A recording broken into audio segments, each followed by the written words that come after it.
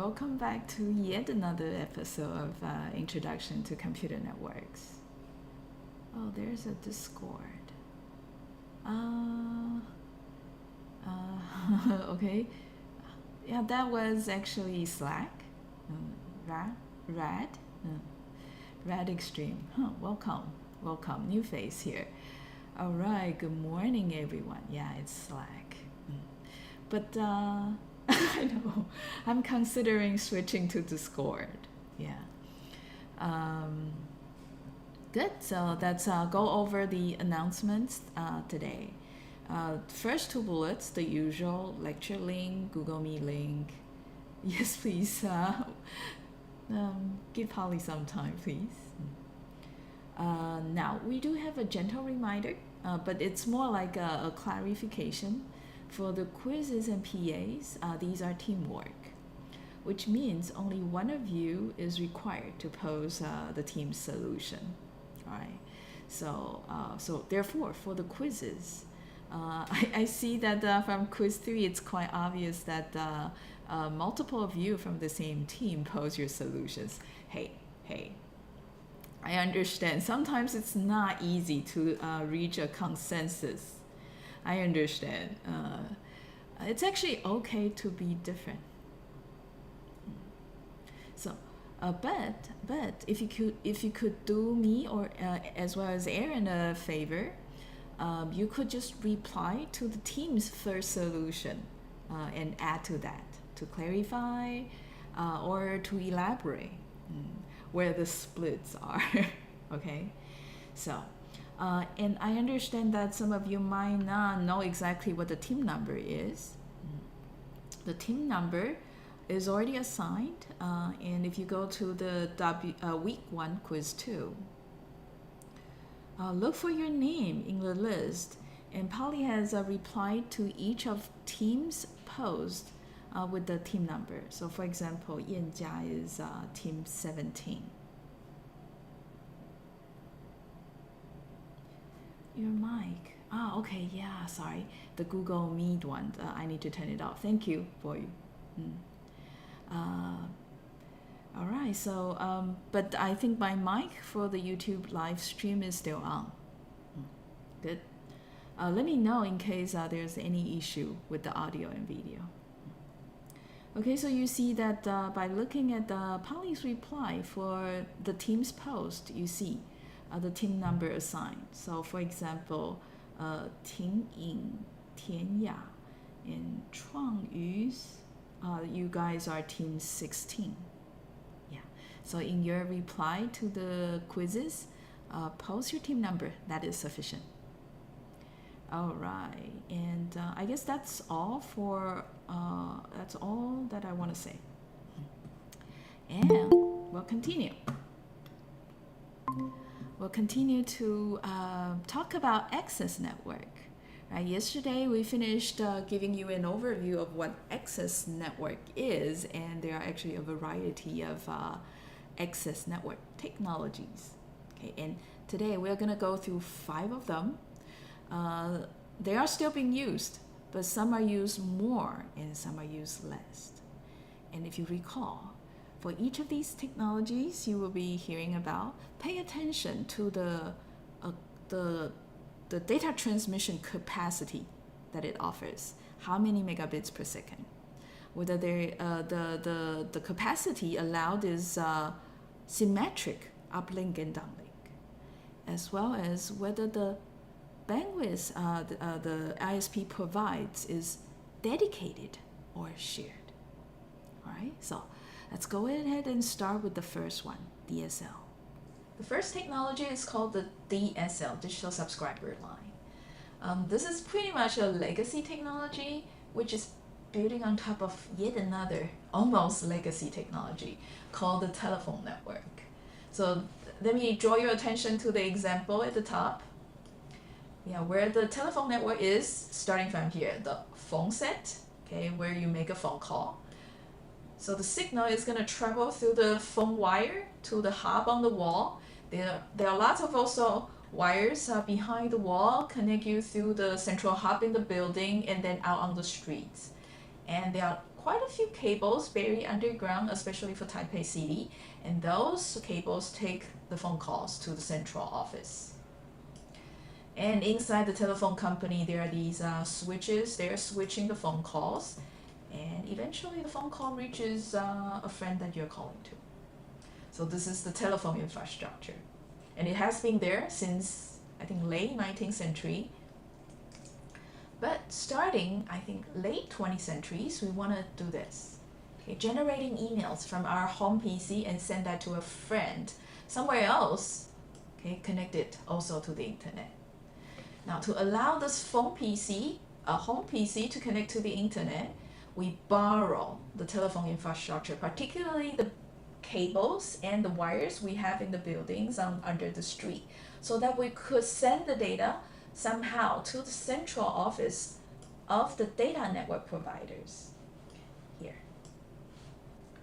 And the way it works is this. Let's assume we're sending an email to a friend. So that email is going to go and reach the DSL modem first. So DSL is the name of the technology. Modem here is actually modulator and demodulator. Okay, the first few letters combined. So what it does is, hey, email coming from your PC is in digital form. It's going to be converted to the analog form, so it can go on this cable here and multiplex potentially with analog phone calls coming from the phone set. So these together can travel the cables and reach the central office of the service provider.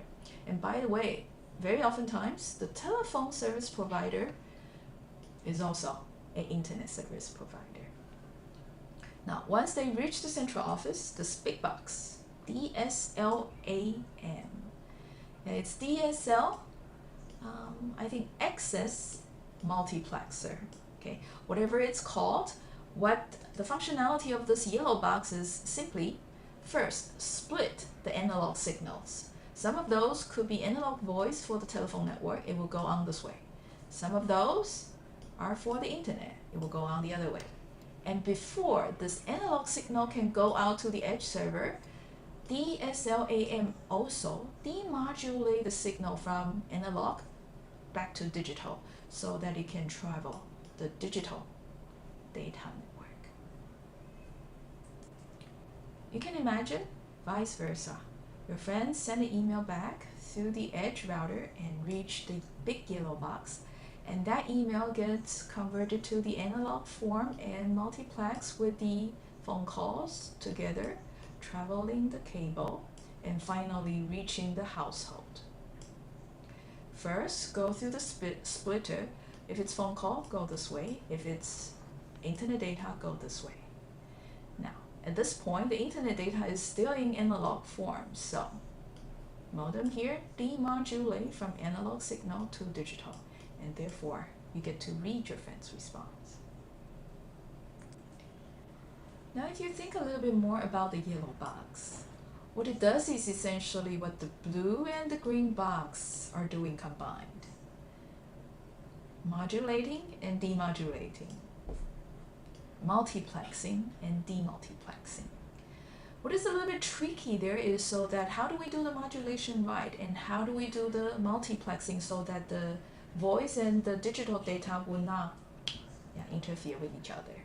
And that is done and achieved by, by splitting the frequencies of the EM carriers.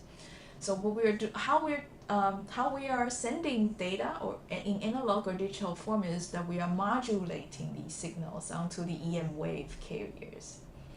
So we modulate the analog voice to this frequency band of the carriers, and upstream data to this frequency band, downstream data to this frequency band. And they are mutually exclusive, therefore they won't be interfering with each other. Okay. So phone is going through the 0 to 4K hertz frequency band, and upstream data 4K to 50K hertz, downstream data 50K hertz to 1 megahertz. So you see that the downstream data is using a wider frequency band, and so not surprising. Upstream bandwidth only 1 megabits per second, and downstream we get 8 megabits per second. The last about DSL is this link here.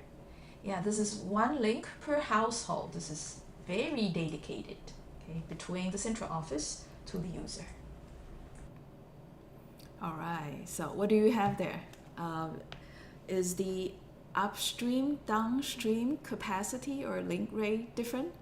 It is, right? So that's asymmetric bandwidth. And I think if we recall the slide, it's 1 megabits upstream and 8 megabits downstream.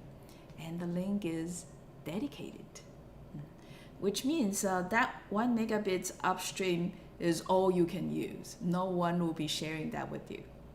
Okay. And we see that there's also a question from Youxiang Yo-Yo.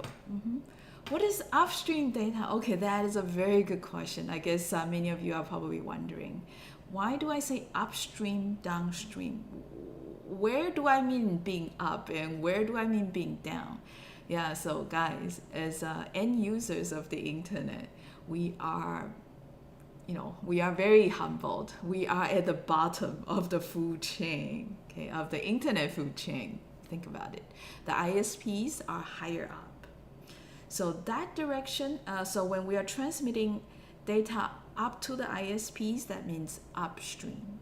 When the ISPs are forwarding data for us and reaching us, that's downstream. Okay, so access network is between us and the ISP, right? Between us and the internet. Yeah, and the ISP operating the access network is a little bit higher up, but then the core of the internet is further up. So think of it like a mountain, core at the higher points, and we are all like, low, okay, up looking the mountain. I hope that's clear. Now let's move on to the second AX network, the cable modem. And the second access net is cable modem. A little bit similar to DSL, it's also for residential access. And unlike DSL, which is exploiting the telephone infrastructure, cable modem there uses the cable TV infrastructure. Yeah, you see, we also have lots of wires behind the walls leading to the central office, leading to the cable company. That's how we receive the TV programs. So, cable modem here, exploit that existing infrastructure. What's nice about the cable modem is this. The bandwidth available, it's also asymmetric where you see the downstream bandwidth and the uplink bandwidth different. In cable modem, wow, lots of downstream bandwidth, 30 megabits per second, but very limited upstream bandwidth, only 2 megabits per second. If you judge based on only the amount of downlink and uplink bandwidth from cable modem and compare it to DSL, you'll see, whoa, cable modem wins, obviously. Yeah, for DSL, this is only 8, and this is only 1. But you want to be careful though. These cable fibers attaching household to the cable company, they are shared access links. Unlike DSL, these telephone wires are dedicated access. That is saying, oftentimes a cable company will set big cables, center cables from the center office to a neighborhood. And there's going to be a splitter that splits TV programs and across hundreds and maybe thousands of households. Yeah, if you use cable modem, sending data, your data and all your neighbors' data will be multiplexed on that cable and to the central office. That cable there is not dedicated, it's shared. So even though the bandwidth is higher, but you can, be competing potentially with all your neighbors. And it really depends on how many people are subscribing to the cable modem service in your neighborhood. That determines really the quality of your internet access. To illustrate, let me show you this example where we're connecting hundreds and thousands of households together through one major pipe to the cable company. And inside the cable company, you see often lots of these video servers, and stored on these video servers are the TV programs. So the cable head will stream these videos down this way. Gets split it here, here, here, here. Okay, depending on what each of the household is requesting. Okay. Occasionally also from the household, there could be some control messages being sent, for example, to switch channels, okay? For example, to stop, turn the TV program off. Now, if you have the cable modem installed at home, the infrastructure is going to look a little bit more extended, but most of the extensions are inside the household as well as in the central office of the cable company. Yeah, I know, if you look at this picture here, you see, very familiar, right? Just like DSL. If there's signal coming in, the splitter here will check. If it's TV program, it will go on this way. If it's data, internet data, it will go on this way. And the cable modem will convert it to the format that's readable from our PC, and therefore you read the message from your friend. And similarly going out the other way, right? So your message will go out from the household and through the shared pipeline to the cable company. And inside the cable company, there's this big multiplexer and modulator that's doing the right thing so that your internet data goes on to the rest of the internet. And your friend sees your message. Now, be careful here. There's only one cable here. If there are messages coming from this other household or this other household, they will all get merged onto this cable. Now, these messages coming from the household, they will share the same channel and compete for the bandwidth there, unfortunately. Another thing that you might find surprisingly similar between cable and DSL is this: how we are multiplexing the original infrastructure networks data as well as internet data. And this is how cable modem is doing it. These first few channels are video, data, and last one, control. The channel towards left, lower frequency. The channel towards right, higher frequency. So essentially what you're seeing is that the entire frequency band allowed on a cable network are divided into some subbands. Okay, so 1 to 6 are for videos, which are the TV programs. 7A, in this example, are for the internet data. And then these control messages, such as switching to a different channel to a different TV program, is only just one subband, right? And so they kind of run on frequency subbands that are not overlapping, completely separated, so that they would not be interfering with each other. So that technique is formally called frequency division multiplexing. Okay? So we kind of cut the entire frequency band into non-overlapping subbands, division over frequency, hence the name. All right, so that was cable modem. 2 megabits upstream, 30 megabits downstream. So the link is asymmetric and very different from ADSL. Cable modem here, we share the link, okay, with the neighbors. Now the third one, FTTH. This one is very popular these days. Fiber to the home. This is the third access net technology. Unlike the previous two, where we kind of exploit certain existing infrastructure, telephone network or cable TV network, this one here builds its own network. And because the cable are all optic fibers, so it's called a optic network.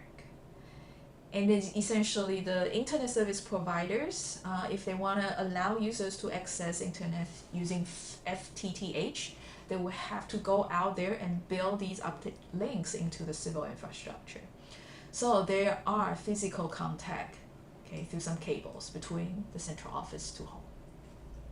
And so you see in this example, it's very clean, between the central office to each household, just optic cable.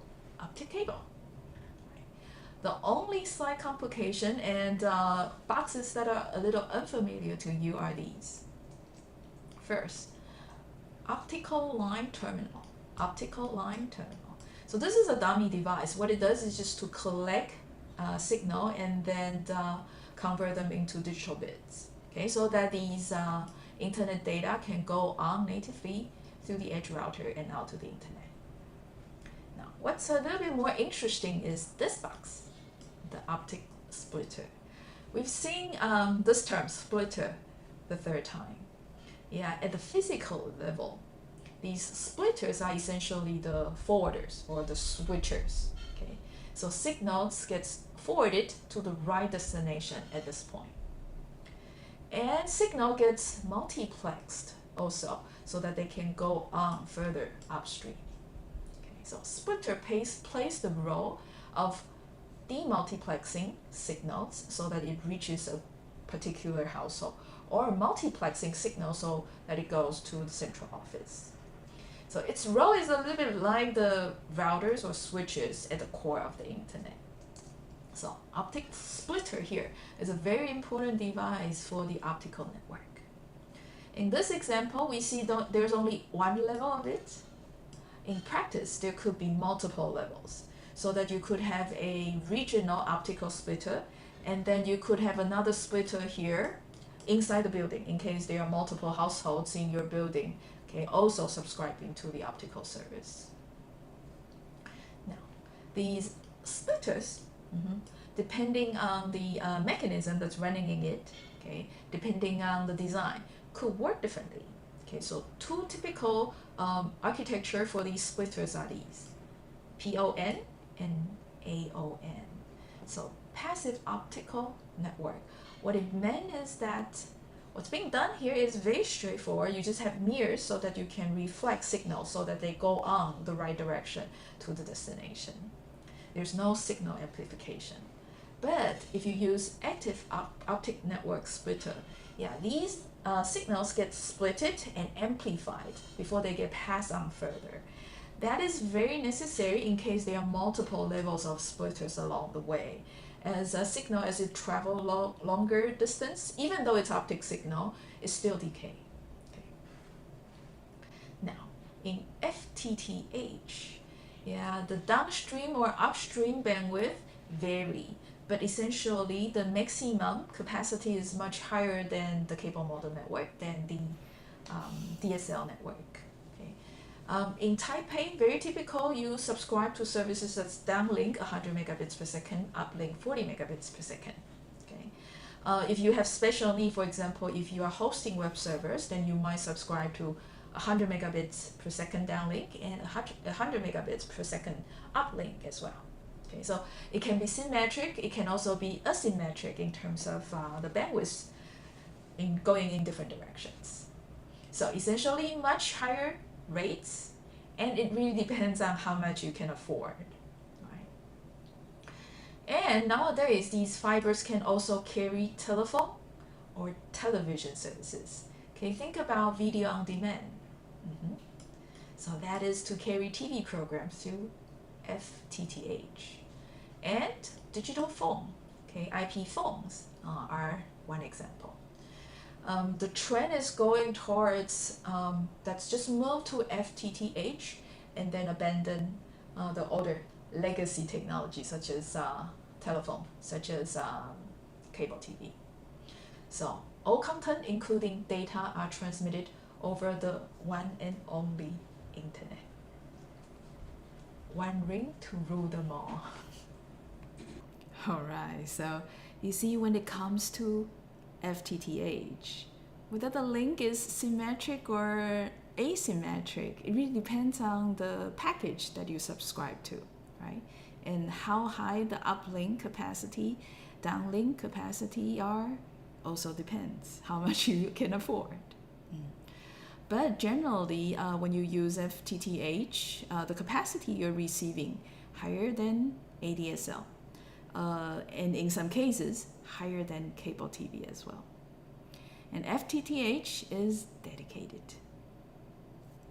Now, the fourth one, okay, and this one we use a lot, especially when you're on campus.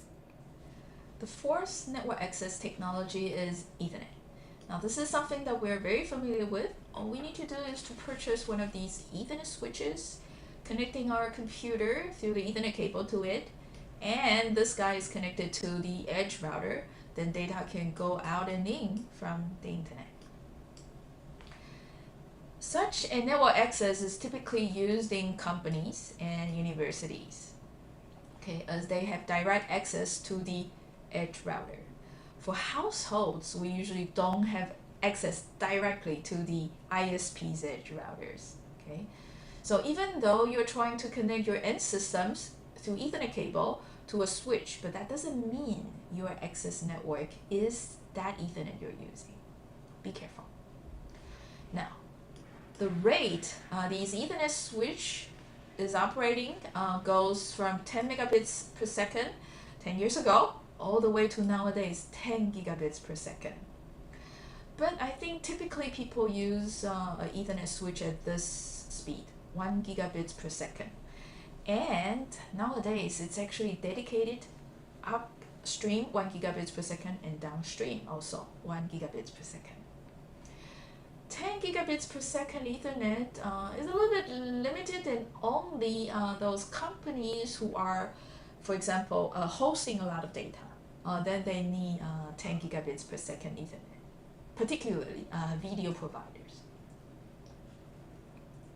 All right, so that was Ethernet. Yeah, the number is much higher, right? Because we were talking about megabits per second, but now the scale is gigabits per second. Whether it's dedicated or shared, it really depends on the Ethernet switch you purchased.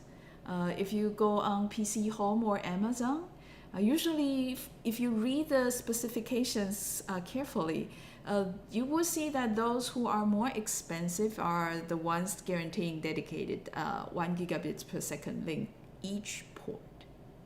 So those cheaper ones then could be that you are sharing 10 gigabits per second bandwidth among all the ports. So again, in Ethernet, how much you're getting, uplink, downlink, it really depends on the configuration on the Ethernet switch there and the hardware capacity on the Ethernet switch there. Now, the last one, this one is actually even more used, the wireless access. This is the last access technology. It's called the wireless access. That's just how I refer to both of these wireless access technologies in a general term. Okay. The common characteristic is that all the devices on the same channel will share access. So the way it works is this. Devices sending wireless signals. It's picked up by the wireless base station and then passed on to the edge server and then further on to the internet, and vice versa. So these base stations, in the context of Wi-Fi in particular, are also called the access points. Now a little bit more about Wi-Fi. AL2.11b or G, this is actually a pretty old standard. I'm pretty sure that all of us are using AL2.11 at least N. Okay, so that's Wi-Fi generation 4 in another way. The bandwidth with Wi-Fi generation 4 is already close to 400 megabits per second. Okay, and the frequency band is no longer just 2.4 gigahertz, but also the 5 gigahertz band. Okay, that's why when you purchase a new Wi-Fi AP, you see that, hey, a lot of times when you set it up, you see two channels, one for 2.4 gigahertz, the other for the 5 gigahertz. The next major generation is Wi-Fi 6, which operates also on both 2.4 and 5 gigahertz for backward compatibility, in case you're still running AL2.11b or G. For Wi-Fi 6, the bandwidth actually go up this high, 900 and plus megabits per second. Really nice. I think in the next generation, that's called the AL2.11AD. Yeah. For this version of Wi-Fi, it's gonna operate at this frequency band, 60 gigahertz. It's super high frequency, super high data rate. In fact, 5G is also aiming at this frequency. So bandwidth is gonna be a lot higher. But you see also that the transmission is very directional, a little bit sensitive to the antenna design. Okay.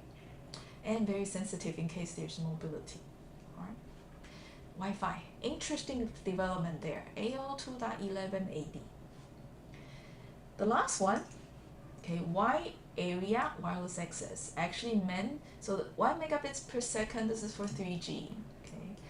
For 4G, we get slightly more than 1, sometimes go a few megabits per second. With 5G, you get easily tens of megabits per second and sometimes very close to 100, but only downlink. I have not yet seen any sort of measurements about 5G uplink bandwidth. It would be very interesting to know if you find any. Okay. But although these bandwidths we're talking about, downlink, uplink, it's increasingly higher and higher even for wireless access. But be very careful, as opposed to Ethernet, as opposed to optic, wireless is, after all, shared access. So these 400, 600, 900, or close to tens of megabits per second bandwidths are shared among all the users. And nowadays, we are probably connected to the network more through wireless access network, okay, than the wired one. All right, so wireless access. By the way, Wi-Fi generation 5 is also called AO2.11ac. And generation 6, the Wi-Fi 6, which is I think pretty much we're using now, it's AO2.11ax.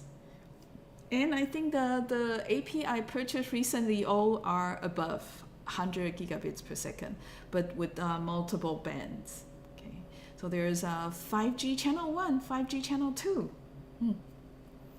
All right, so that was wireless access. And in the meantime, I think Hongru asked a question about Ethernet access. Do we use a cable or wire, or what kind of links we use to connect machines through Ethernet? Very good question. We use the Ethernet cables, which we'll talk about in the next video. So I do have a summary video for you about all the access network technologies, because nowadays you see we use a combination of these at home or in a company network. To sum things up, we've talked about 5 access networks: DSL, cable modem, and the very powerful FTTH, the optical network, to allow all the data, not just text-based, but audio-video data, to traverse. And it's replacing the traditional phone network, replacing the traditional cable TV network. We also talk about Ethernet access and the very, very popular wireless access. Now, all these 5 are access network technologies.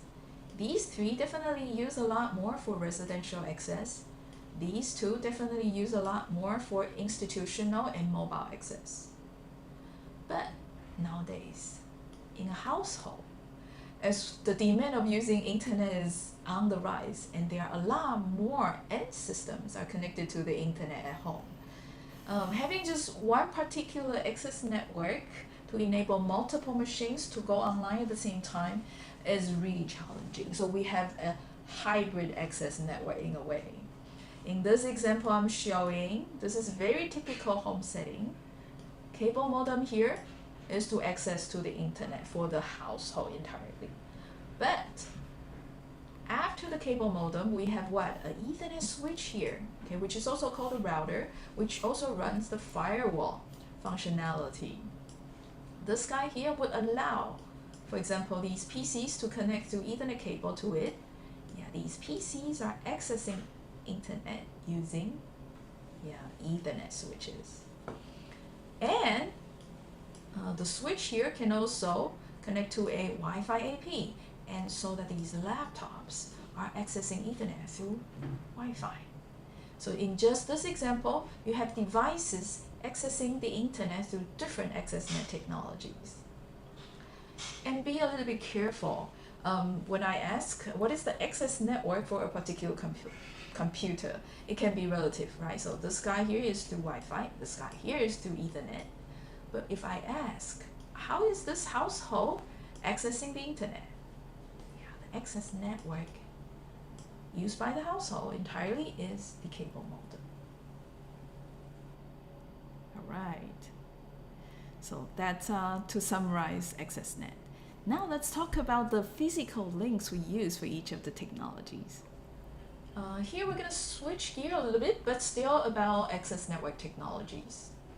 And so far, if you paid attention, each of these AccessNet technologies operates on some sort of mechanism or protocols. They also operate with assumption on there's a companion physical media. This is important, just like the protocols are important to achieve a certain expected performance, typically achieving a really high bandwidth.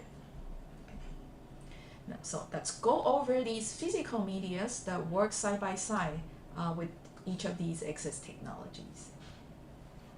Now first, let's define some terms. Bit. These bits are propagated between the transmitter and the receiver. And between the transmitter and the receiver, whatever the media is called a physical link. And these links can be wired. There's a special term called guided media for it. If it's wireless link, then it's unguided media, meaning that the signal might just go propagating omnidirectional everywhere. Okay. As opposed to guided media, there's usually a copper wire or an optic fiber that the signal kind of just follow and being guided to travel through the physical media. Now, there are four kinds of physical medias we'll be talking about. First is twisted pair, and this is one of the commonly used cable for Ethernet. Cat5, this is very old for Ethernet that's 10 years ago. Nowadays, I think we're still using a lot of Cat5 cables, which supports up to 100 megabits per second and might be reasonably okay for 1 gigabit Ethernet. But if you purchase a 10 gigabits per second switch for intensive use, make sure you get these cables, Cat6, particularly 6A. This will allow you to have physical transmission bandwidth up to 10 gigabits per second. Just, by the way, it doesn't make sense to buy a really high-speed switch and the cable limits the speed. Okay. Next in line is coaxial cable, and this picture shows pretty much the structure of such a coaxial cable. What it meant by coaxial is that they have two layers, concentric, and these two layers of coppers allow you to send signals. And because having two layers, it kind of allow the modulator demodulators to easily cancel out the noises. And so data goes bidirectional on such a cable. A very primitive form of this coaxial cable was used by the legacy Ethernet. Yeah, by baseband, it meant that the bandwidth is really, really small, very low rate transmission, and it doesn't exist anymore. But then cable network picks it up, but enhance it somehow so that they can send multiple video programs over it, allowing multiple channels on the cable. And the cable exactly used by the cable network is HFC, the hybrid fiber copper cable. Oops. And the third is the fiber cable. Okay, so this is entirely glass-based fiber, and the bits are being sent as pulses. Okay, like that. It works in a very high speed. You can go up to hundreds of gigabits per second. These high-speed fibers are oftentimes used by also the internet backbone, where lots of data are being exchanged. It's also used by the data centers, where there are always high-volume data that needs to be stored or retrieved. These fibers, as we heard, FTTH, some of them slightly lower end is used for residential access as well. And they are very high speed, partly because it's very low error rate, because they are more resilient to white noises, background EM noises. The last media is the radio link. This one is very special. It is in fact the one that's used by all wireless and network access technologies. So what's listed here are just a few examples. Terrestrial microwave operating at about 45 megabits per second maximum. Wi-Fi, well, depending on the version, could be lower, 10 megabits per second, or half of 100 megabits per second. Wider area wireless access, 4G, for example, goes up to a few megabits per second. 5G is now tens of megabits per second, okay, with the potential going higher than 100 megabits per second. And satellite radio. Yeah, the bandwidth range spans wider with satellite, probably because of where the satellite is exactly and the technologies being implemented on that satellite. It can go from kilobits per second to 45 megabits per second. But one common feature is this. For satellite links, end-to-end delay will always be much longer than all these other wireless link access. Now, as to exactly how long the end-to-end delay is, it really depends on where the satellite is.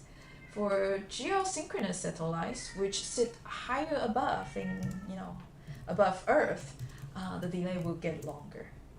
The low altitude ones being lower, then shorter end-to-end delay.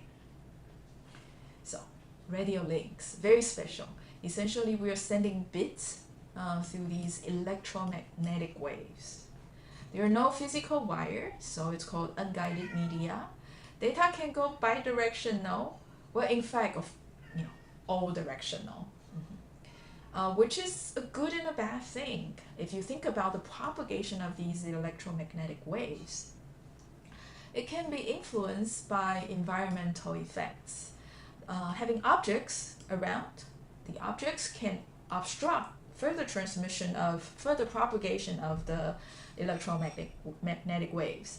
And some objects might reflect, these waves as well. And the waves can be interfering with each other, coming from different sources, or even coming from the same radio source. It's called the multipass effect. So physical media, radio, it's very convenient, but you see the challenge of transmitting signals through these magnetic waves. You see also generally the wireless links, the maximum capacity usually lower than the guided media's capacity. And that takes us to the first quiz today. Yeah, I know that you guys are probably losing patience already, right? Listening to several videos straight, from the beginning of the lecture. Now, quiz 4. It's about Ethernet cables. The question Hongru was asking. So we do have different generations of these Ethernet cables. If you look at the table on the left of the description, you see it's a Cat 5e, generation 5, and then Cat 6 and Cat 6a. So one is more advanced than another. And they differ in terms of the frequency band they use to modulate bits. You see that in 5A, 100 megabits, narrower. 250 megahertz, wider, right? And 6A, double the bandwidth.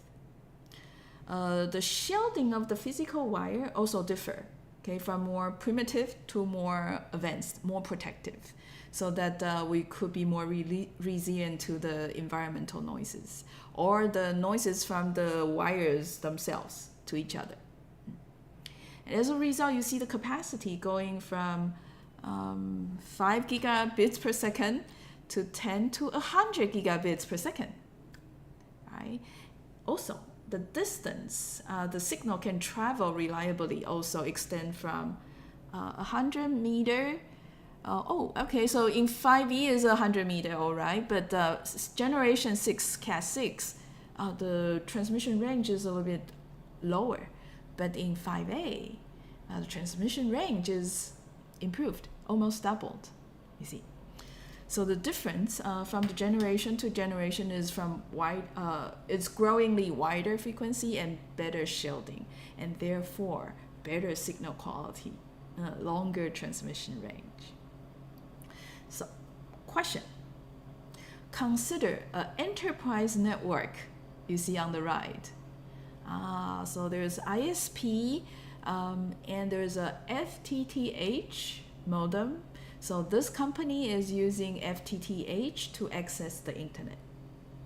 And inside the company, you see, there is a 10 gigabits per second switch connecting many computers within the company. So if you follow link number 2, there's a 10 gigabits per second video server. You follow link 3, there's a 10 gigabits per second NAS, the network storage. And the distance is far away, longer than 55 meter. If you follow link 4, we have a 10 gigabits per second PC. So, but what I meant by 10 gigabits per second PC is that PC has a network port. That Ethernet network port runs at 10 gigabits per second. Okay. If you follow link 6, that PC has only a network port that runs at 1 gigabits per second. What's very interesting is that the 10 gigabit Ethernet switch connects to through link 5 to a Wi-Fi AP. And that's how we can connect laptops and smartphones wirelessly to the home network. Okay, so that is the company network. Q1 asks, suppose you are hired by the company. Okay, what cable would you use for link 6? And Q2, what cable would you use for link 5, the link connecting to the Wi-Fi AP? And whatever your choice is, do tell why. If you prefer using Cat 6, why? If you prefer using Cat 6A, why? All right, so you can see that on channel W2 quiz 4, the problem is already posted. You have 5 minutes to work on it and then post your solutions. And you know what? It's also about time to take a break. So that's why don't we just start the break and you guys can work on the quiz. All right, let's go to the Slack space and work on it. In the meantime, we take a break.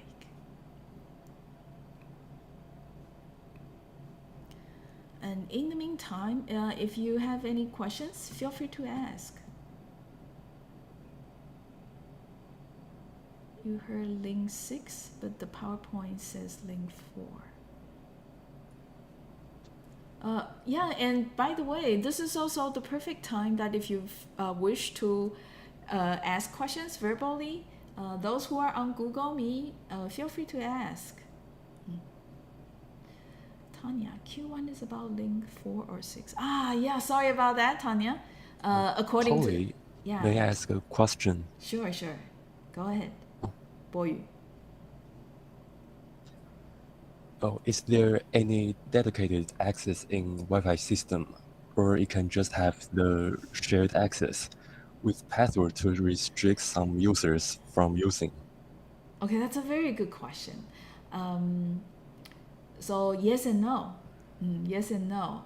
So if we are speaking strictly about accessing the air, it's really hard to prevent anyone from generating some sort of electromagnetic waves into the space.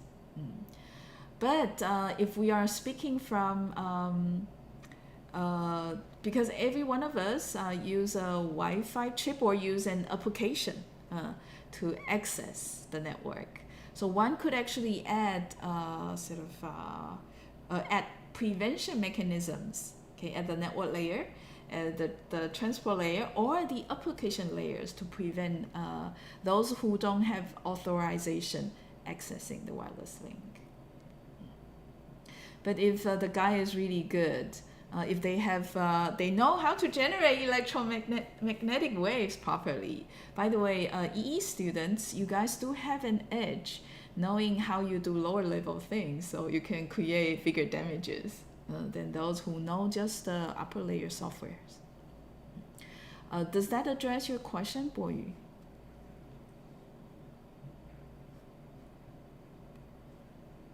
Oh, okay. Okay. I understand it's a little bit inconvenient. Yes. Yeah. So if I turn on the mic on Google Meet, yeah, great. And Tanya, yes, good question. Q1 is about link 4. Sorry. If I say link 6, sorry about that. Yeah. Q1 is about link 4. Let me confirm.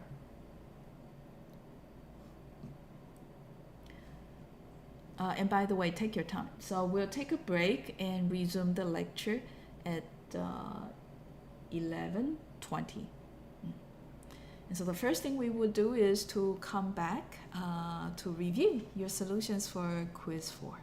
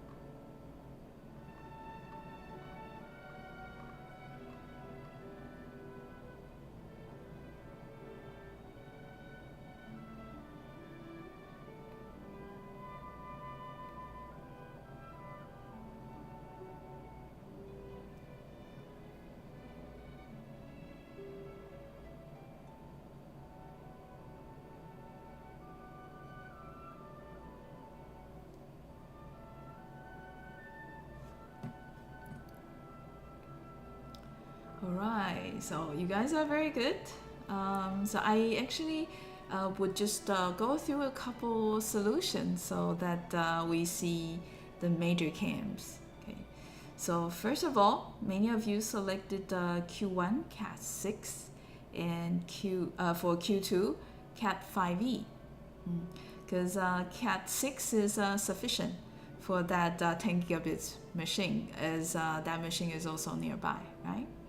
And 5e, I think the bandwidth is just sufficient for Wi-Fi, AP.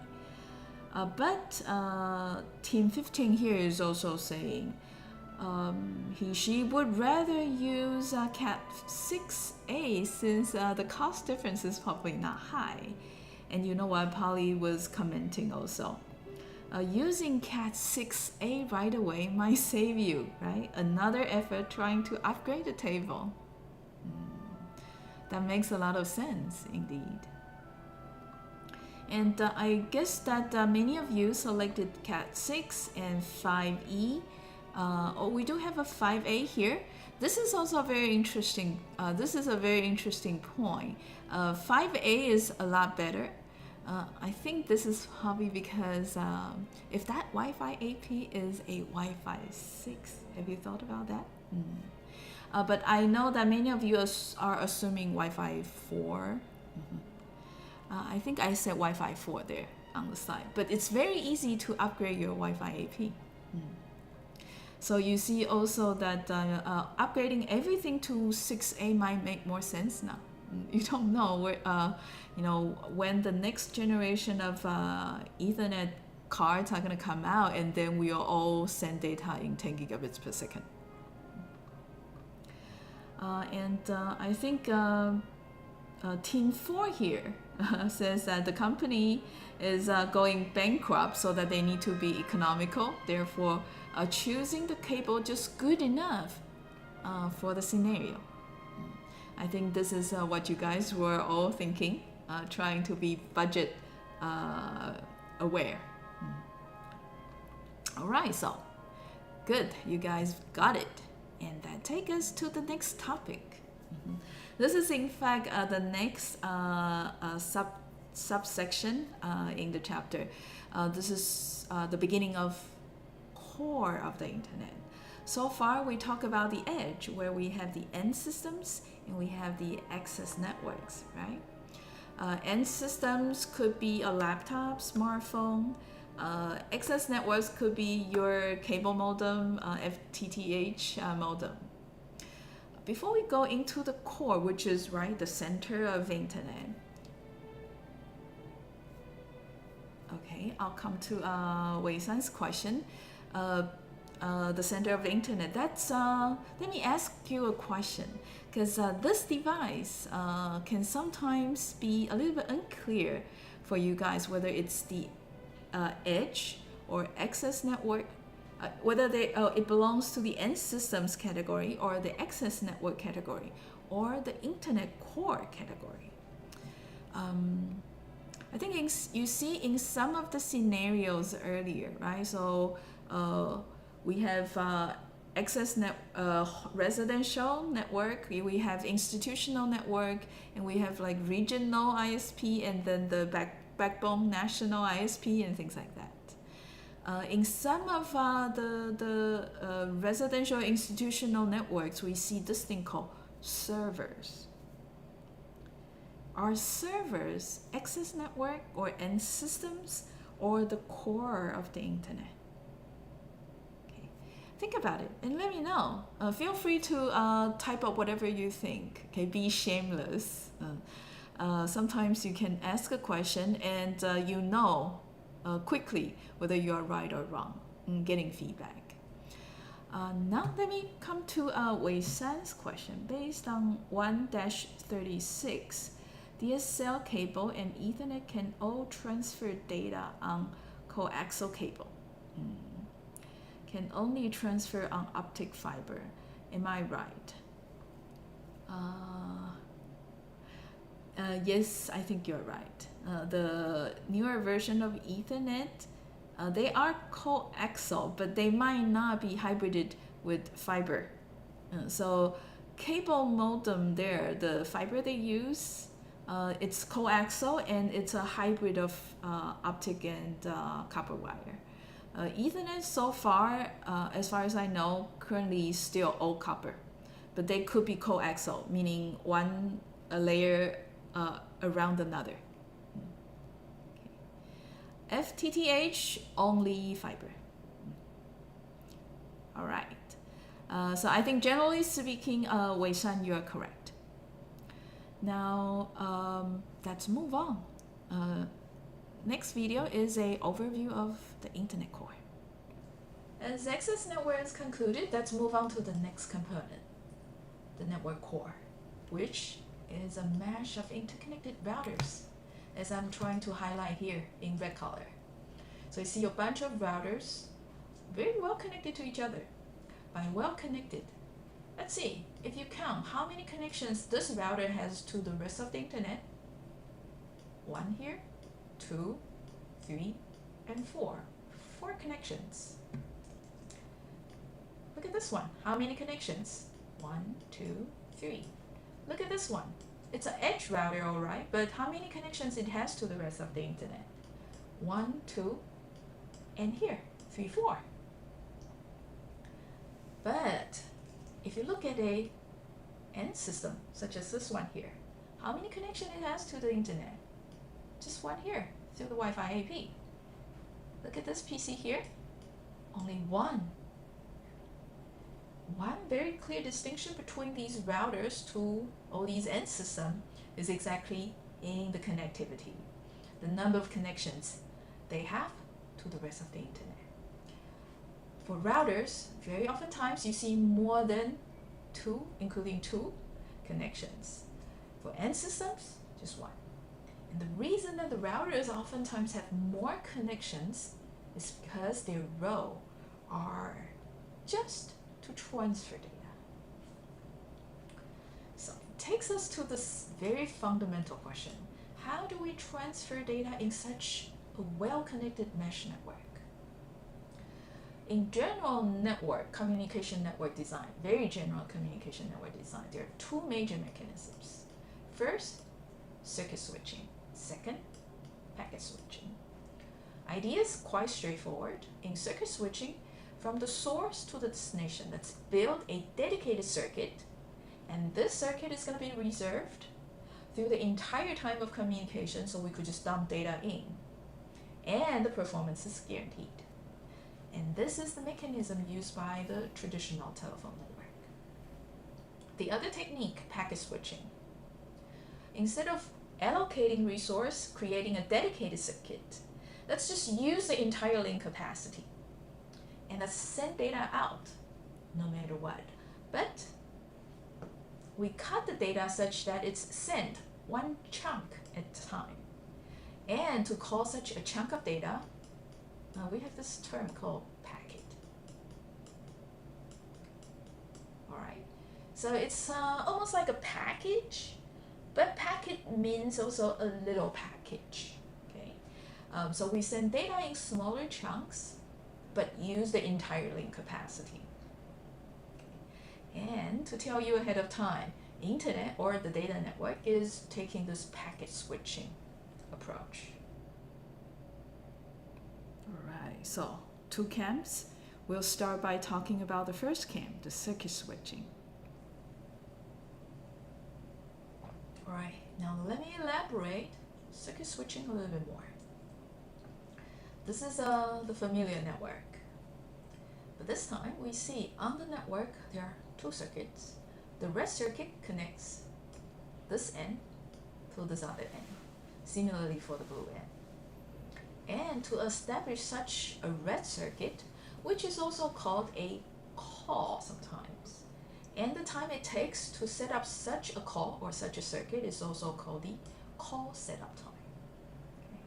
Okay. And the reason that I need to mention that term is because that takes time, because resource reservation is required going from one end to another, which means this is the first link on the circuit. We need to reserve a certain amount of bandwidth to guarantee that data gets transmitted without any loss or delay.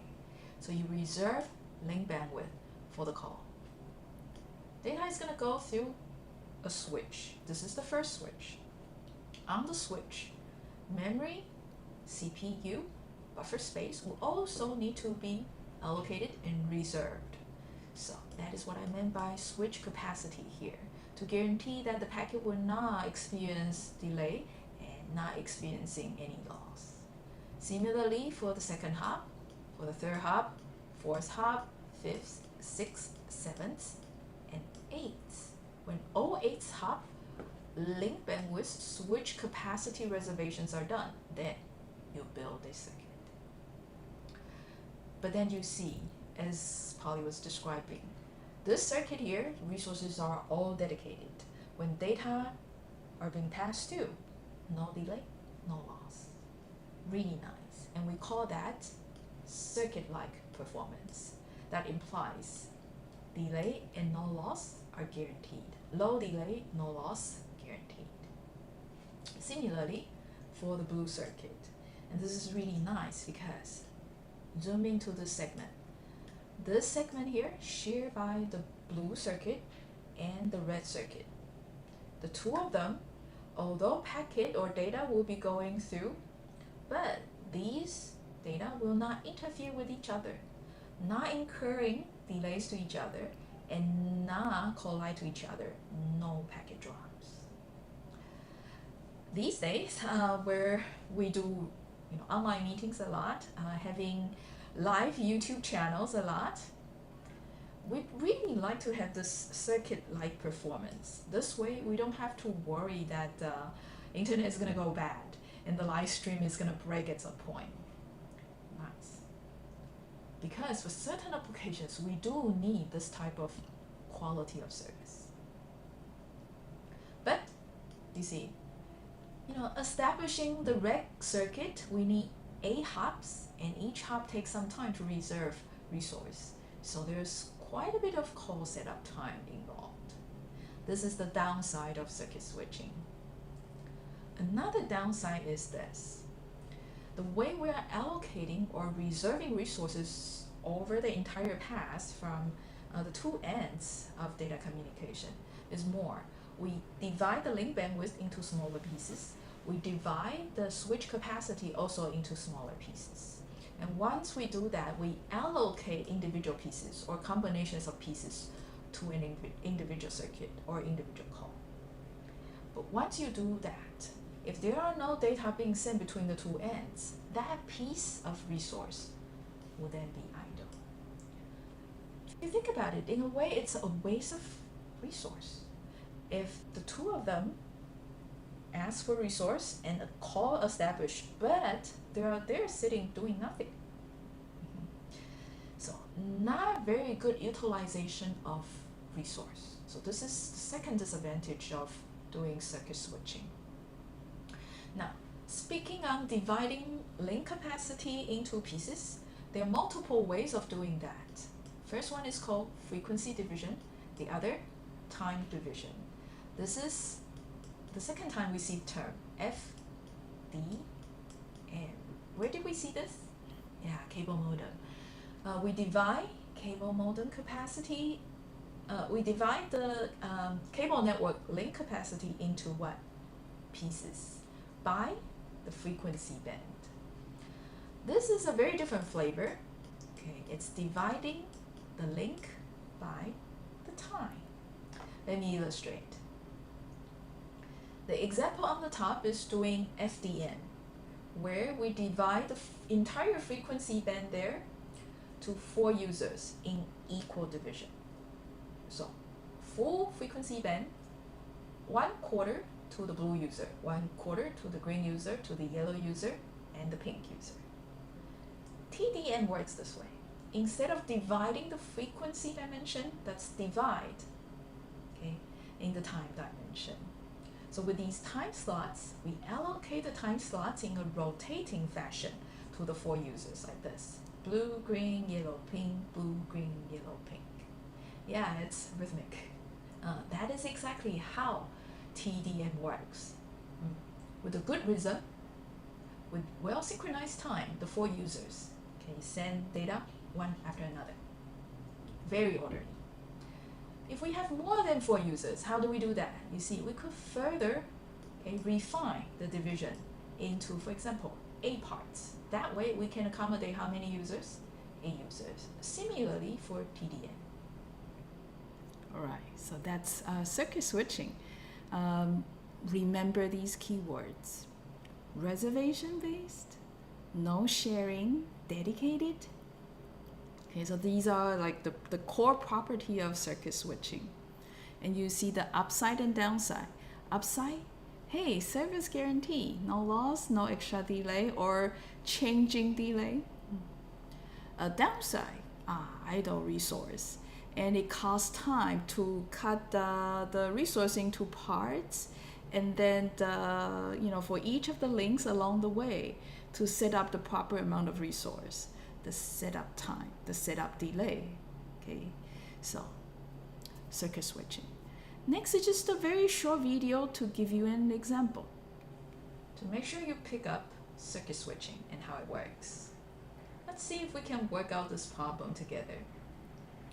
The question asked is, how long does it take to send a file, this big, from A to B over a circuit switch network? And in this network, all the links have the same capacity, 1.536 megabits per second. And each link is divided to 24 parts using TDM. And meaning that circuit between A and B only gets one slot. And the presumption is that to establish the end-to-end circuit between A and B, it takes this much time. All right, so how long does it take entirely to send the whole file through? Let's work on it.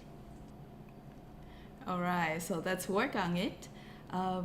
Those who answer the question the first gets extra point. Okay, so I used to do the calculation online and showing you how it's calculated. Let's try, guys. Work on that and let's see. So here's to make sure you pick up. Here's the slide again. Yeah. Send a file, 640 kilobits from A to B. Link bandwidth, 1.536 megabits per second. And the link is TDM divided into 24 slots. Therefore, one connection only gets 1/24 of 1.536 megabits per second. And there's an initial, right, circuit establishment delay. So how long is it gonna take? How long is it gonna take? So Holly will do the calculation here.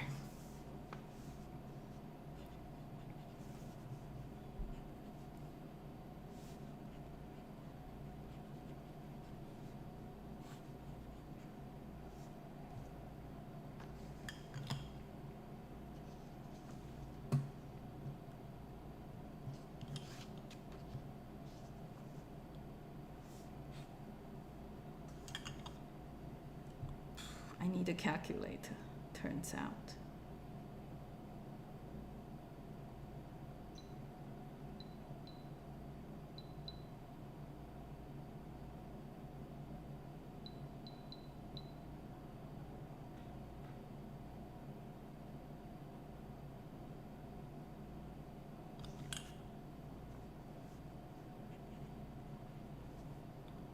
There we go. Yeah, I got 10.5 as well. Great.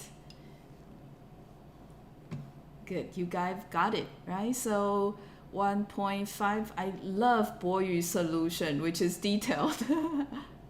But Zijun is obviously the fastest. Zhisheng is also, showing the exact derivation. Great. Good. Yeah, I know you guys can do it, right? So that's how you do the calculation for a circuit network circuit switching network connection. Great. And so you get the idea of circuit switching network. Next is the other camp, the packet switching network. The same core, but it can operate in a very different way. Now let's take a look at how packet switching network works. All right, good. Keep having your solutions coming. Now let's discuss more about packet switching. The mechanism is very simple, right? We simply cut the data into small packets. And as the link is available, pass it out. So each of these small packets will go on the link in full bandwidth. So if you consider L being the size of the packet length, and R being the link bandwidth or the link rate, the delay, this being small, this being large, to send a packet very small. This is one advantage. And then think about this: if you get two users, A and B, both are generating data and both are sending these packets out. If A is idle, not sending, and B comes up with data, B can send out, no problem, and in full link bandwidth. Similarly, if B is idle and A has data, no problem sending out. So there's no such a situation in circuit switching when B allocates all the resource, gets all the resource, and A having data to send, but A didn't get any resource as a result. B sitting idle, occupying all the resource, and yet A having lots of data wanting to send, not getting anything. Okay, so there's no idle waste there. Last is maybe a little bit less obvious. You see, bandwidth is used as full, so there's no need of dividing the link bandwidth into pieces. So the mechanism is also simple. Okay, being simple, there's no idle waste, and there's no call setup, resource reservation process required. Okay, packet switching can potentially be very efficient, especially for short data streams. Think about the resource reservation delay, the call setup time. It can be pretty long, and if you have very short data stream, then hey, the overhead relative to the entire need of sending data is high. So you can probably imagine now, data network, internet. At the beginning, we were just sending really short emails. It doesn't make a whole lot of sense just to send an email and you go all the way to set up a circuit. So another advantage of using packet switching is also because of the user demand. Now let's look at what's wrong with packet switching. First of all, we will have resource contention because there's no reservation mechanism. What if A and B, they all have a lot of data to send, so the resource demand is beyond the available resource. So we call that situation network congestion. In that particular situation, packets will have to queue up at these routers and wait for link queues. So you see here, wait, the keyword. Delay here to transmit a packet is short, but there could potentially be way that is a little bit uncertainly long. Okay. And hey, packets will get queued. What if there's not enough space in the queue? Packets also get dropped. So in packet switch network, we do have substantial delay. We could have substantial packet losses. One big disadvantage. Another disadvantage is here. This one is a little bit subtle. In packet switching network, there's no circuit being established. The way we send packet is that you forward it out on the link. The next router will need to pick up everything. So you need to wait until the entire packet is received. The next router will need to receive the complete packet before the router can further forward the packet. So this is called store and forward. So the router action there passing packets is store the packet first and then forward the packet next. So this mechanism here is determining how packets are moved, okay, one hop at a time. Meaning you have one of these, L divided by R, every hop, every router. All right, packet switching. Do you like waiting? I know, sometimes you have no choice but to wait. But if you are designing a network, circuit switching versus packet switching, which one would you prefer, right? In circuit switching, the keyword is what? No share. In packet switching, share, the opposite, right? So this is essentially the key properties of these two different sort of philosophy, okay, of designing the core network. And you see the upside of circuit switching, guarantee performance is now in packet switching. You have a delay, and that's the result of having congestions, competitions, or contention. Okay. But circuit switching, the downside is call setup time, right? But in packet switching, whenever you have packet, you send it out. If there's no other packet competing, your packet gets the full bandwidth, a lot better utilization. So you see the two philosophies kind of contrast each other.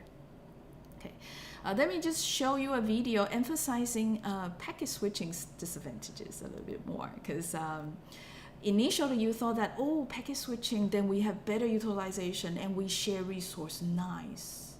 But think again after this video. So here let me illustrate the store and forward effect to the end-to-end delay. So consider this scenario. The source is over here. Okay, user typing up things and generating these small packets, 1, 2, 3. One router here in the middle and receiver on the other side. And each packet here the user is generating is L bits long, and the link bandwidth is R BPS. So you see, to send this big packet over the link at this speed, this is the amount of time that's required.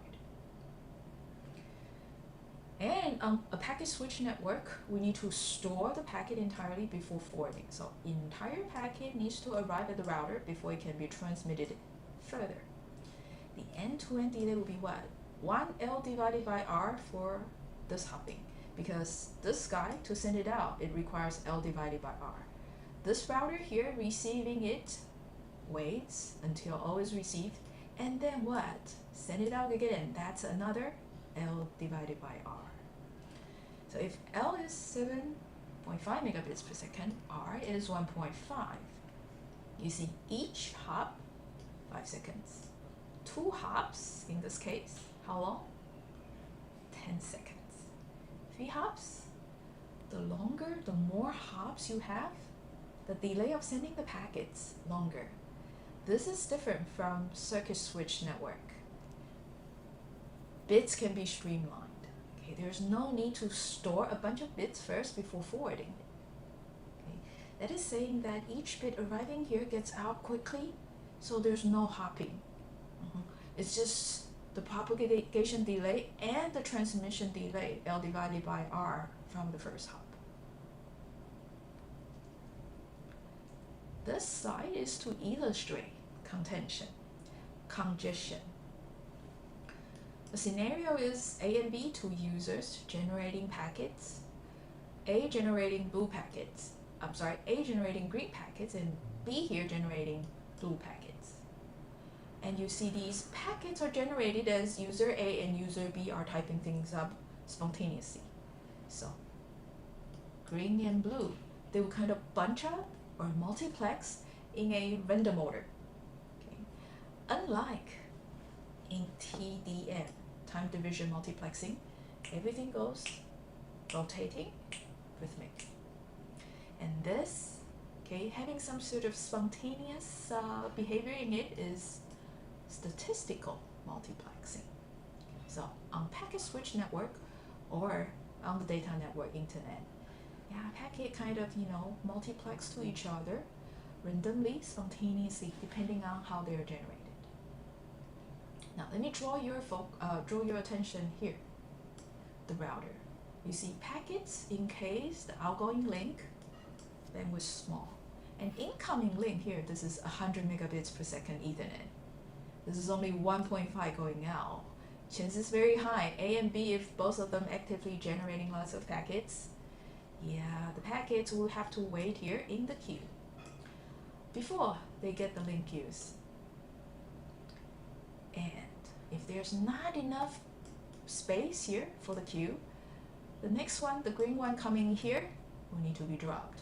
But there's no memory space to hold. And those packets waiting in the queue, yeah, it depends on how long the queue is as they comes in to the router.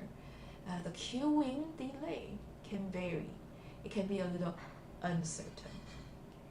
But transmission delay, the time it takes to go on this link is always the packet size divided by what? 1.5 megabits per second. And we use the full link bandwidth. So transmission delay here is very easy to get. All right. It's about time for lunch. If you come into a restaurant and find that you arrive behind a long queue, what do? You probably go, oh, no. Exactly. In packet switch network, yeah, you're getting to the queue.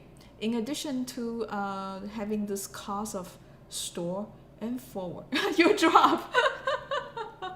Okay, Zijun say, hey, I dropped myself. Yeah, so packet switch network is interesting in a way that it seems satisfy our ideal of, hey, let's utilize the resource in a way that, you know, everybody get a share. But you see that when there's less resource and more of us using it, competition. And then it gets ugly. Yeah, that's packet switching. Okay. Now let's let's go over a short video. Polly tries to compare the two, contrast the two of these philosophies, and then we'll do quiz number 5. Here, let me use an example to illustrate. Packet switching actually outperforms circuit switching when there are more users, and each of these users are not exactly very active, sending short messages only each time. All right, so scenario is very simple. Okay, we do have a network of end users, and they're behind this router. Going out of the router is a very low bandwidth link, 1 megabits per second. And each of the users is behaving this way. When they're active, they do need a lot of bandwidth, 100 kilobits per second. But they're only 10% of the time active. In a circuit switch network, in order to satisfy these 10 users, and each at maximum requires 100 kilobits per second, so we reserve 100 kilobits per second to each of the users. And how many users we are allowed to reserve bandwidth? This is 1,000 kilobits. So we can only allow 10 users, okay? 10 circuits. But in packet switching, you see, the users are only active at 10% of the time. Consider this scenario. If we have 35 users, right, the only situation that these 35 users will have trouble sending data out is when there's at least 10 users being active at the same time. So what is the probability of these 35 users and more than 10 of them being active at the same time?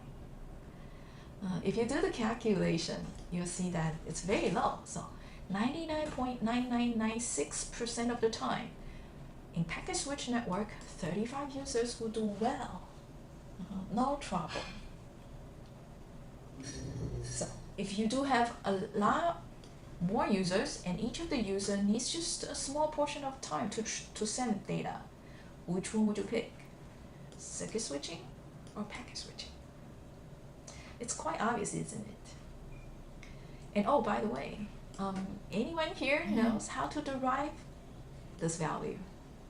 The probability of 10 of the users being active at the same time, given the active rate is 10%.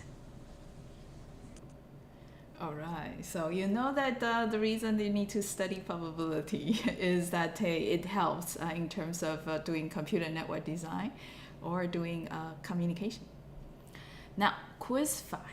So, by the way, the point of that video is to show you quantitatively how the two are like, right? You get to serve more users, but you don't get a guarantee of that the packet is going to go through. Versus 10 users, but no loss. Now, quiz 5. You know, circuit switching, right, is to reserve data, reserve bandwidth for data.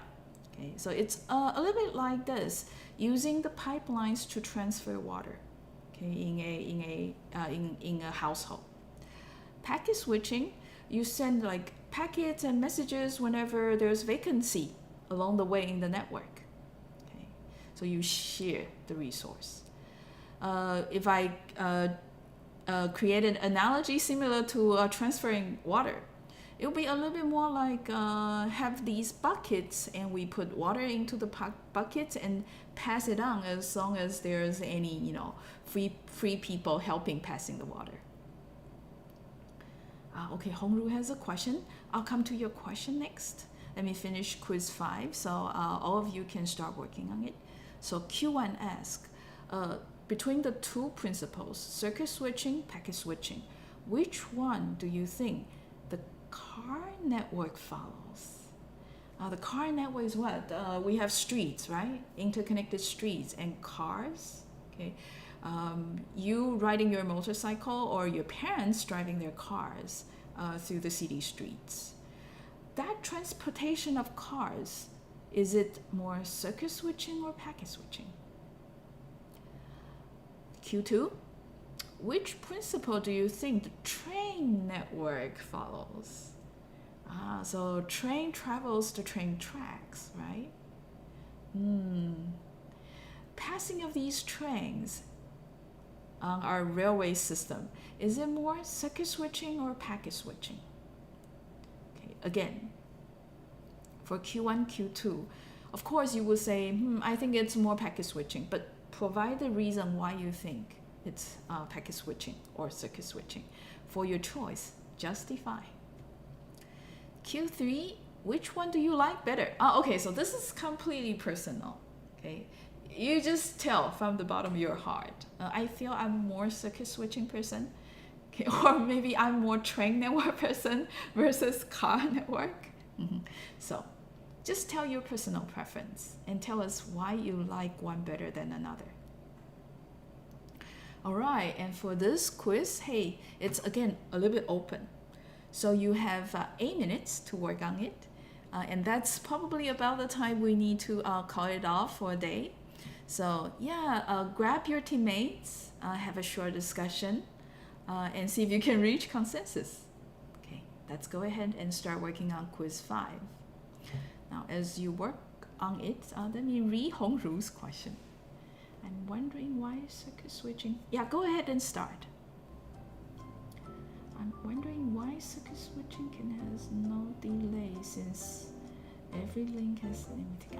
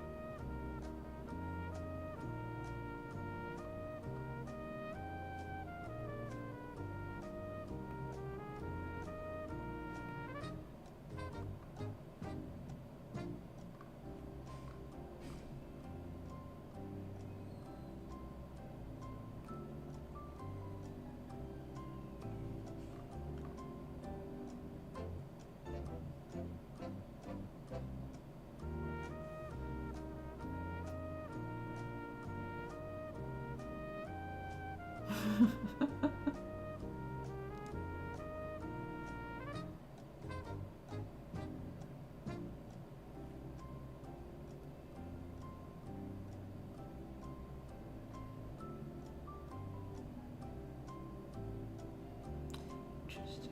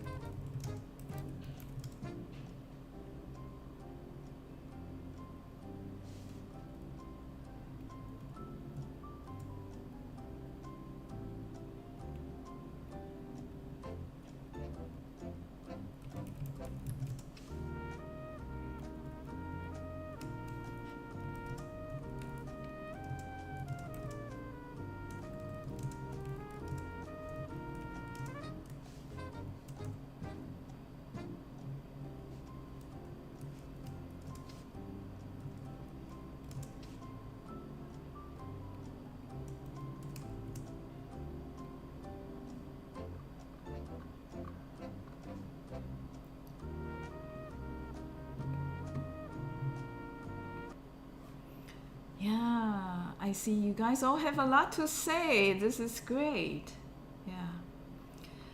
So essentially, let's just go over a couple examples and then I'll let you go. All right. So I think, for example, Team A here says, many of you selected that the car network is packet switching and the train network is circuit switching. Yeah, sure. And you kind of provide different answers, thinking from a different point of view. But I see that whether you prefer, you don't have a specific preference. You think it's more that it depends on how the resource is being used, depending on the workload. And I find I answer for Q3 very interesting. This is from Team 10, Anna. She thought that let's be flexible. Okay, this is so cool. When we were discussing, it sounded like that you can either choose one of the two, but perhaps one can come up with a design that can be flexible, so that we can mutate from one to another. Okay, depend when the access pattern changes. But I have to say, to embed flexibility in the design, it's hard. Okay, think about it, Anna. All right, packet switching for the cars, Packard switching for the train. Yeah, train network can be, it really depends on what perspective you look at it. If it is just to pass the train, then it's a little bit more circuit switching. But if you think about it as a way to pass people, then it's a little bit packet switching, right? Considering the train as a packet. Yeah. Okay, so Team 4, Wei Shan enjoyed driving, so packet switching preferred. All right. Bo Yu, packet switching, circuit switching. Okay, yeah, Team 9, just like Team 4. More a car person. All right. Team 5, I think, oh, there's an alternative solution. 关于 waiting for the internet irritates me. I see. So therefore, you guys say, hey, circuit switching. Yeah. But I have to say that circuit switching is a little bit more costly. Okay, think about when you're taking a flight, traveling overseas, right? Those who are sitting in the economics, we waiting the train, right? But those who are in the business class or the first class, they get to go, just go. The trade-off, cost. All right, you guys did great. And it's time to go. So with that said, feel free to leave, and I'll see you next Wednesday. And Polly is going to stay as the next 15 minutes is also the office hour. Okay, so Polly will stay on for until 1 p.m. Okay? Yeah. Oh wait, there's a question. But nonetheless, go. Hey, you don't want to be late, and so coming to Xiaofu, right? Seeing a long line. So it's time to go. Feel free to just leave, and Polly will say bye. Okay. And she will stay, and the stream will go on until I answer Zhu Rong's question. What happens in circuit switching when the client wants to send data but the circuit is not by? We have a James bound in the class? Oh. Okay, so we are probably under surveillance. Okay, bye. Sorry, let me rotate back to read Chu Rong's question. What happens in circuit switching? Wants to send data, but the circuit is not active. Yeah. Switch store data and wait until it's active, or it just suspends the communication.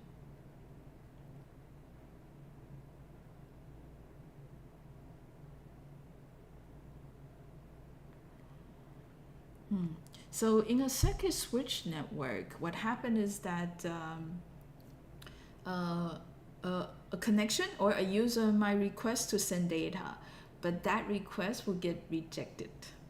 So the program generating the request will need to try it again another time, or the user will need to try to connect again. Think the telephone network. You make a call. If there's not enough circuit there, or the people you want to speak to is not available, already in a call, what do you get? You get do. It's a reject. Yeah. So your program or yourself will need to try again next time, another time. No, therefore, the switch network does not really store the data. So what you want to say to your friend is not yet said. Yeah. Okay, I hope that addressed your question, Chu Rong. Sorry that if the intonation is not quite correct. And let me just scroll and see if there are more questions. Yeah, okay, that's it. All right, bye. Okay, good. Bye.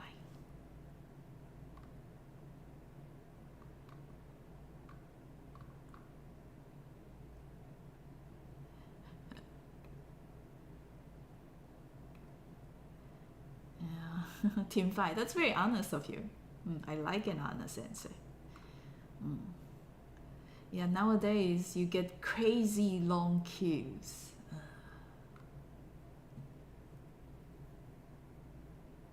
And I think some of the restaurants created long queues on purpose. Team 13, packet switching. There may be a lot of traffic, yeah.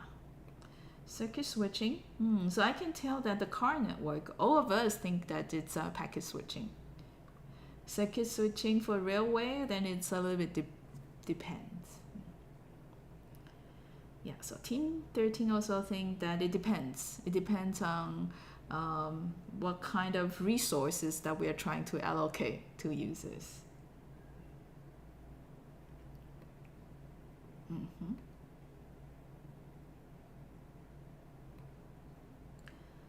And Yo-Yo prefers packet switching. Mm-hmm. Convenience prevails. I know we are all lazy, right? Team 12, packet switching. Mm-hmm. Circuit switching. Mm-hmm. Yeah, definitely the trains cannot collide. So there's like a time schedule of the trains. So it's a little bit more like time division, multiplexing. But then there are some routes, you have multiple tracks, then it's a little bit like the frequency division, right? So you can find similarity between the train network to the circuit switch network. You have frequency dimension and time dimension. You can allocate resource in each dimension. In a train network, you see also that, right? Track dimension and the time dimension. I hate waiting. Okay. Yeah, Ichi also hated waiting. Oh, poor you. Oh, but I have to say, in this society, patience is required. In Team 7, oh, we do get a lot of emojis every time for Team 7's solution. Great. Packet switching. Yeah, oftentimes we see congestion, right, on a car network. Circuit switching. Hey, I didn't say this when you type up the solution yet. Very creative. Great exercise of your brain associating the train network to the ADSL and cable modem network. Wonderful. Okay, unicorn. Great job, lobster. Tanya, packet switching. Yeah. At any given time on a track, there's only one train. Circuit switching because I hate traffic jams. Oh, me too. Feel for you. Zhiyuan. Oh, very nice of you. This is very complete. I like it.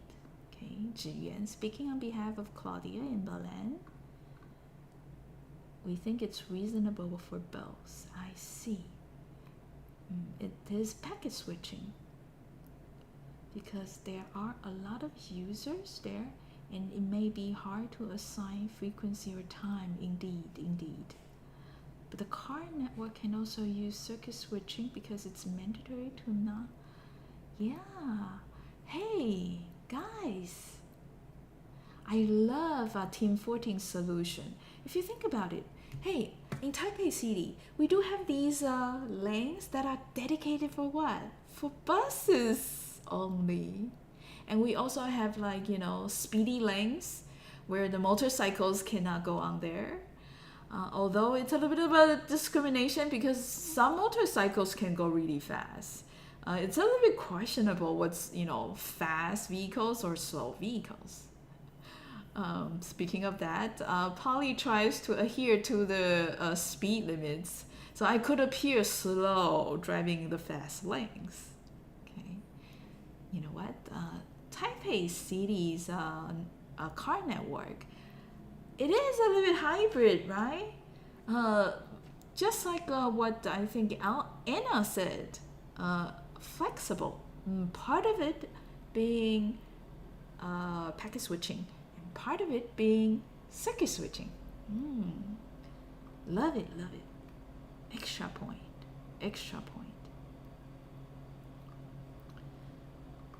This is the best answer. I've seen analyzing the car network. Great job. I need to give you something special. Okay, let me see. Oh, pizza. How about that? Right? Okay. It's lunchtime. Sorry, that tend to select emojis that are eatable. Coffee with pizza.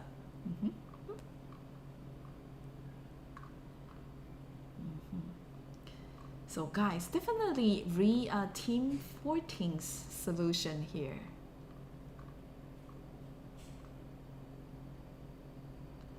We may prefer circuit switching because we don't like to wait.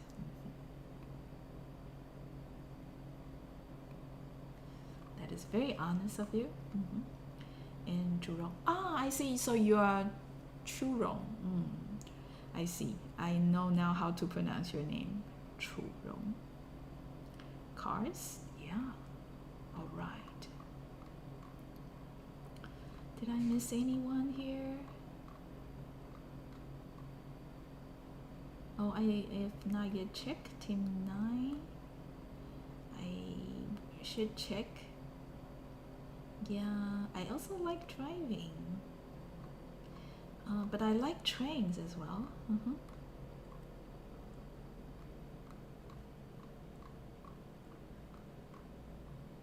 All right, I got everyone. Oh, but let's see. Someone just answered quiz 3. Ah, Annalie there. Observing others and researching the culture. Oh, okay. It's a very concise answer.